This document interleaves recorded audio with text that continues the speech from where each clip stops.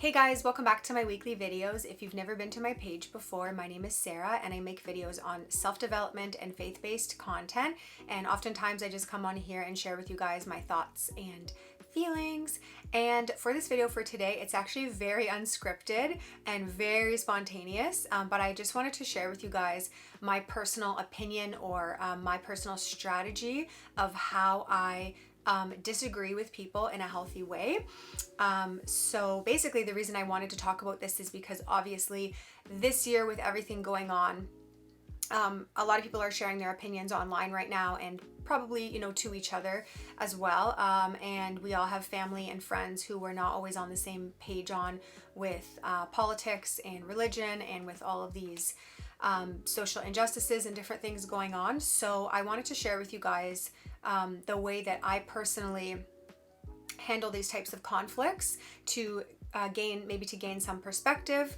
So let's get into it. Okay, so for starters, first thing I'm going to say, which applies in every single situation, is do not respond emotionally and do not respond in anger. Whether it's you, I know it's a bit harder in person because in person it's kind of harder to walk away. But I know a lot of the stuff is going on online right now. So what I would say for if it's something online, I always say, and this is a text message or, whatever it is online, a comment, but not responding in emotion, not responding in anger. If I feel myself angry at what someone said or defensive or like, I'm going to say this back to you or whatever, I put my phone down because I'm like, I am not answering when I'm feeling that way because I'm going to say something out of pure emotion, probably something that I regret, probably something that I don't fully mean. It's not going to be coming from a place of love, which is something very important that I'm going to talk about. So yeah, basically take a step back. And obviously we all know that when we let something kind of sit for a while, whether that is for you 5 minutes, 2 hours, or a day, you start to see it differently at that point, and you can respond from a place that is either more from love or more mature or whatever the case is. But definitely do not respond in anger or emotion. The next one is just being very respectful in general. Something that I really like to say, if at the end of the day I'm not going to have the same opinion as someone else, is thank you so much. Just being very respectful. Thank you so much for sharing your opinion. I appreciate it. And on this topic, how about we just agree to disagree? And I know that's really cliche, like let's agree to disagree. But it's true. And the thing that I'm finding too is that we don't have to throw the entire person out just because they don't have the same views as us in every single area. I feel like that's very black and white thinking, as opposed to and this is something that I definitely have had to work on, as opposed to having that maturity to look at it and say, you know what, this person has their views for their reasons, and just because I don't agree with everything they say, it doesn't mean I have to disrespect them, and it also doesn't mean that I even have to ever be on the same page as them. I think that's something that we want to do, is we want to force that other person to see it the way that we see it, instead of just saying, you know what, it's actually okay that we do not agree, and let's just agree to disagree, and that's totally fine. We can be respectful to people, we can be kind to people, we can be loving to people, we can be friends with people, we can be family, coworkers with people who do not have all of the same views as us, and we can still get along and be respectful. Another thing that I find very helpful is asking questions. So instead of putting up the defense and assuming that you know where that person is coming from or you know why they believe what they believe, getting very curious and asking them lots of questions. It's not because you're challenging them, but you're genuinely curious, like, oh, so why do you believe this? Because a lot of people will also say that they believe something and they don't actually know why they believe it. They say it because it's something that they've heard. So they just kind of like regurgitate that information and they don't necessarily know why they believe it. So having that conversation also opens it up so that they may be able to see things your way. But regardless, you're kind of, the point is that you're asking them questions to learn more about them. You're allowing them to be heard, and then you can also make your decision if, like, okay, this is where this person is coming from, so I understand why they believe what they believe, and therefore what I'm about to share, I understand why they disagree with that. And something that I heard recently, which I'm going to try to put into words, it's really important too, is when we're having a conversation, whether it's like, I don't know if we want to say like a friendly debate or something like that with someone, if you're trying to persuade them to believe what you believe, something I heard recently is that you actually need to find out if you have the same morals and values as that person. Because if you do not have the same core beliefs and morals and values, it's almost like you're trying to have an argument with someone when you have two different religions and you're trying to agree on the same thing, like the same aspect of religion, let's say, but yet you're coming from two different religions. It's like you're playing two different games. So it's going to be very, very difficult to convince each other of your opposing beliefs. So that's what I found really interesting, is that not everyone has all the same morals and values, obviously. So something is going to be more important or true to someone else, and to the other person it's not. So I find that really helpful.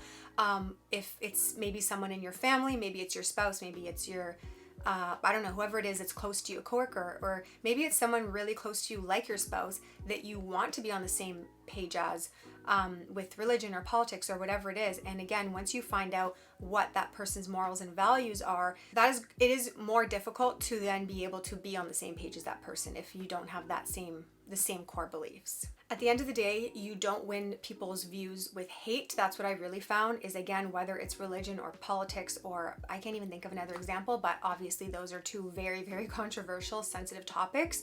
I really just find, at least this is my personal experience and the way that I come at things, is that you don't win people's views with hate. I've had lots of conversations with people who have not believed what I believe, but I've shared it in a loving way, and they've even said to me, you know what, I still don't agree with what you said, like I don't believe it myself, but I actually understand why you believe that, and I respect you for that opinion. So I think that's really important, because in the meantime, if we are going to be sharing things out of hate and it's all about like our ego and pride and trying to be right and like, I'm going to prove this person wrong, and well, this point, blah, blah, blah. Again, you can obviously have friendly debates, and if you're asking each other, can you provide like an example for that, or can you provide proof for that? Yes, it's different. But I think when we're just trying so hard to it's just about us being right, then it's not about the issue anymore, if that makes sense. And again, all it's going to do is cause way more conflict. There's already enough hate and evil in the world. So instead of sharing our views and opinions in a way that's hateful and hurtful to other people, as opposed to educating them in love, then we're not going to be adding more hate to an already very sensitive situation. Another thing that I find really important as well is to actually determine where that person stands before you even start making really bold statements to them, because you kind of want to see where they're coming from first. Otherwise, if you make like a really bold statement like, oh, I can't even think of an example, or probably should say an example, but then that's going to put the person on the defense right away, whereas actually trying to feel out where they're coming from in the first place before you make like a really bold statement about something. Again, some people have really bold personalities, and there are times when we need to be bold. So this is not like applicable to every single person and every single person's personality. This is how I do things, and maybe I don't know, maybe you can get something from this. I don't know, but I just wanted to share. You can agree or disagree with this. You kind of feel it out. And sometimes what I find is if someone's already coming at me from a very defensive and hateful place, and I can tell they're not going to like let down, you also don't have to engage in every single conversation. You actually don't have to, someone can send you a message about something, you actually don't even have to get into it. You don't even have to respond to them. Again, unless it's coming from a place that is like a mutual respect. You can share with them, like, I think that if someone is coming at you in a disrespectful way, you can try to then reason with them and be very respectful. But if they're not going to let down and they're going to continue to want to have that type of argument with you or be disrespectful, then in my opinion, there's no point in continuing the conversation, at least in that way.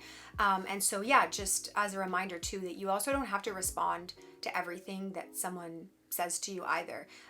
Even if you disagree with it, even if you think it's hateful or anything like that, you actually don't have to respond to it. And I find that there's a lot of peace in that, because if you truly know why you believe what you believe, you also don't need to explain yourself to everyone. Okay, so that being said, I wanted to share with you guys 2 scriptures which are really, really, really good, and I feel like it just solidifies and puts things into perspective with sharing things in love. So the scripture I wanted to read is Matthew 5:38-39, and it says, here's another old saying that deserves a second look. eye for eye, tooth for tooth. Is that going to get us anywhere? Here's what I propose. Don't hit back at all. If someone strikes you, stand there and take it. Now, obviously, we have to take that in the right context. It doesn't mean that we are a doormat and we let people abuse us, but I think that the point has been made with that. And the second one that I wanted to read is 1 Corinthians 13, and it's going to be 1 to 7 or 8, 1 to 7, I think. And this is the Message version. So it says, if I speak with human eloquence and angelic ecstasy, but don't love, I'm nothing but the creaking of a rusty gate.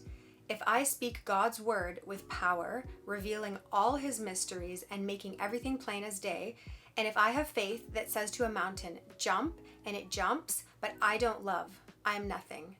If I give everything I own to the poor and even go to the stake to be burned as a martyr, but I don't love, I've gotten nowhere.